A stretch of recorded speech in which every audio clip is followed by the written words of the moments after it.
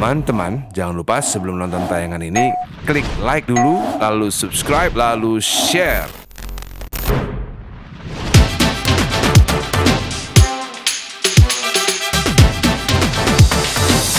Nah, kalau khalifah lebih menarik. Bukan ke anak kan, siapa yang paling unggul di antara mereka kan, itu yang memimpin kan, khalif. Jadi kenapa sih menurut ayah Indonesia itu lebih cocok monarki? Karena memang kita dari dulu 1000 tahun lebih itu monarki, 1000 tahun lebih itu kita kerajaan. Karena itu lebih sesuai dengan soul kita sebenarnya. Coba dimulai dari tahun apa misalnya? Mataram kuno aja itu 700 Masehi. Monarki in your head sekarang, monarki raja mutlak memimpin, apa monarki seperti di Inggris ada perdana menterinya? Monarki konstitusional mungkin. Kayaknya raja mimpin deh kalau No, jelasin dulu, kita mau tahu. Ya kalau kita jelasin susah. Untuk Indonesia ini kita nggak bisa seperti Inggris. Kalau di Inggris kan, Inggris itu Elizabeth yang sekarang itu ratu, itu bapaknya raja, mbahnya raja, sampai tahun 1000 Masehi. dinasti gitu. Nah kita di Indonesia kan susah kita ngomongin gitu.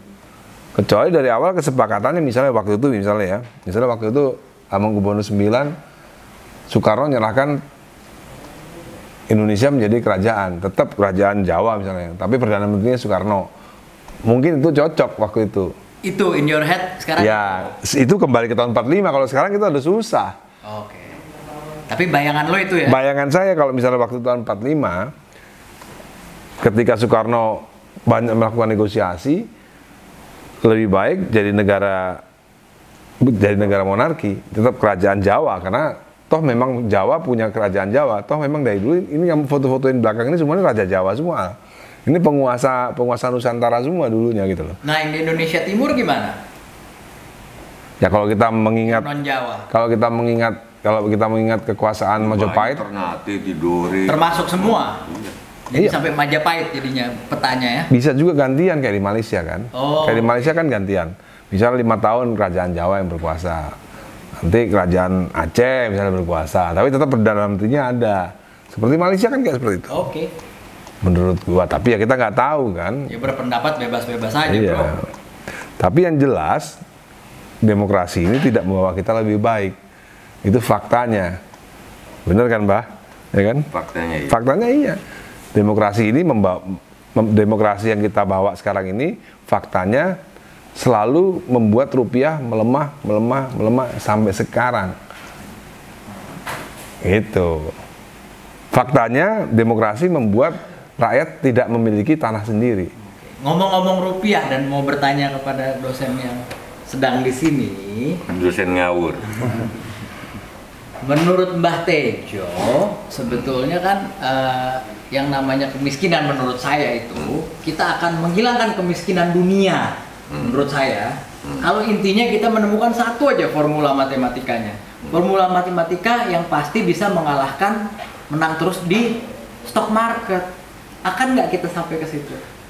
Kenapa kita sampai sekarang belum bisa mempunyai formula matematika yang bisa beat the stock market, the world stock market? Your opinion, sir? Aku pernah ke Tasmania. Itu 1 jam, 2 jam lah terbang dari Melbourne. Itu aku ke sebuah galeri di Tasmania, nanti kita nyebrang lagi. Itu galerinya gede banget. Gede banget. Sampai 6 lantai dari laut itu, dan itunya bagus-bagus. Yang ingin aku ceritakan, pemiliknya matematikawan. Oke. Orang matematika yang menang terus di judi. Aku lupa namanya, kalian bisa searching. Mulai di apa? Hong Kong ke sana itu apa namanya? Macau. Kalau Kalau judi teorinya udah dikalahin. sampai dia di ban nggak boleh judi. Ya, Nah, gitu. setiap yang bisa teori judi itu, setiap you crack the code formulanya, pasti di ban. Begitu juga ada misalnya orang Itali dulu yang mathematician juga, dia menang sampai ratusan kali lotre karena dia bisa tahu apa namanya pakai statistik, pakai statistik. Itu kita udah tahu. Yang saya tanyakan stock market yang menurut saya kasusnya akan sama, pasti kan kemiskinan akan hilang kalau menurut saya kalau kita bisa beat the stock market. Tapi kalau menurut gua kita nggak bakal bisa nge-beat stock market, bro. Oke, kenapa? Ya, karena bukan kita yang buat sistemnya. Kita memang diciptakan untuk kalah, bro. Oh. Karena sistemnya kita. Jadi you think stock market ini translasinya jadi kayak ini dong, kayak kasino. Iya. Versi legal. Mereka yang buat sistemnya kok. Sama lah seperti sistem keuangan sekarang ini kan pakai uang kertas, ya mereka yang buat. Kita emang dibuat. Iya, kita emang diciptakan untuk. Banyak yang ingin kembali lagi kepada apa namanya uang kertas ini. Fiat. Teman-temanku di Kanada, drop semua nggak bisa ngelawan itu. Nggak bisa ngelawan fiat money. Sistem itu, gitu. Memang sistem itu mereka yang buat. Semenjak Perang Dunia II selesai.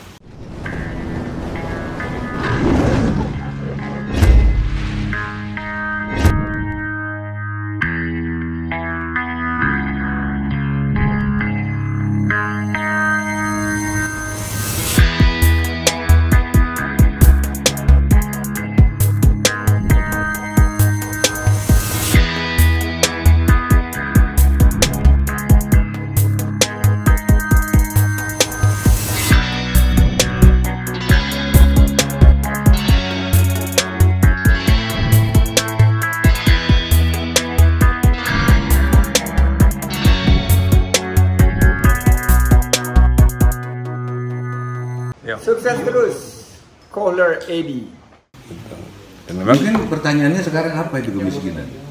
Kalau kemiskinan nggak ada, bener nggak dunia bisa jalan? Utopian for realistnya apa menurut Mbah Tejo?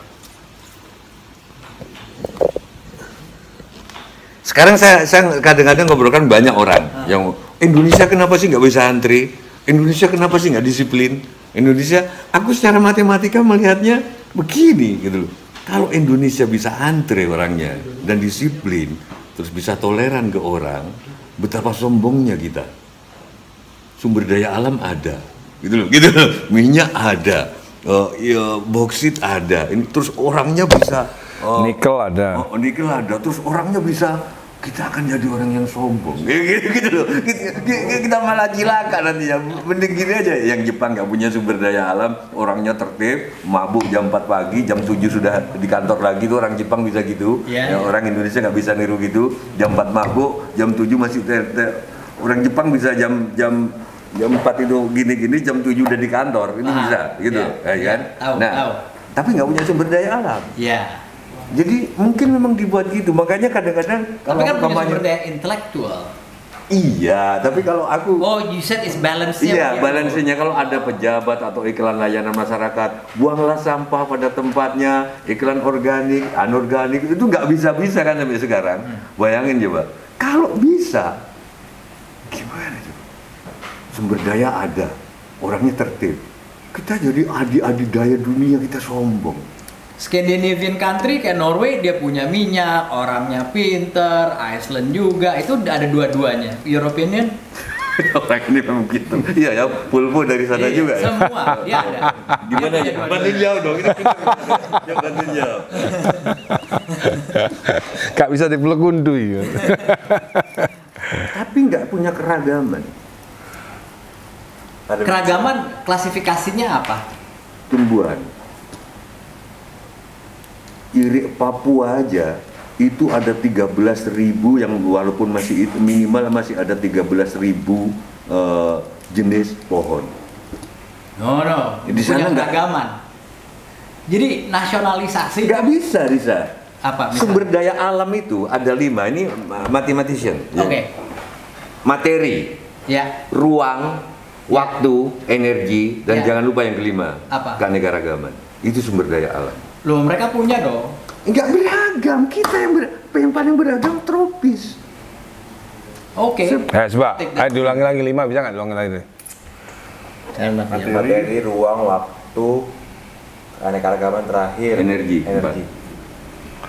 Ingat gak doanya air dulu? Saya kan selalu berdoa bahasa Indonesia kan ini, ya Allah yang menguasai materi, yang menguasai ruang, yang menguasai waktu dan menguasai energi. Pernah ingat gak saya suka berdoa kayak gitu dulu?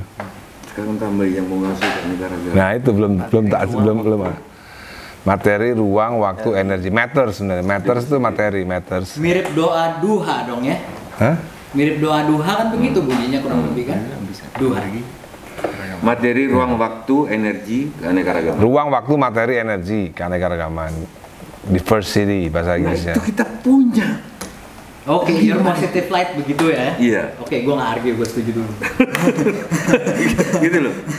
Kenapa orang Swiss itu? Aku kalau ke sana itu, pantas mereka mau nggak mau harus bikin jam. Jangan pernah merasa paling benar sendiri. Karena kebenaran itu adalah milik penguasa. Jangan pernah merasa paling agamis sendiri. Karena apa?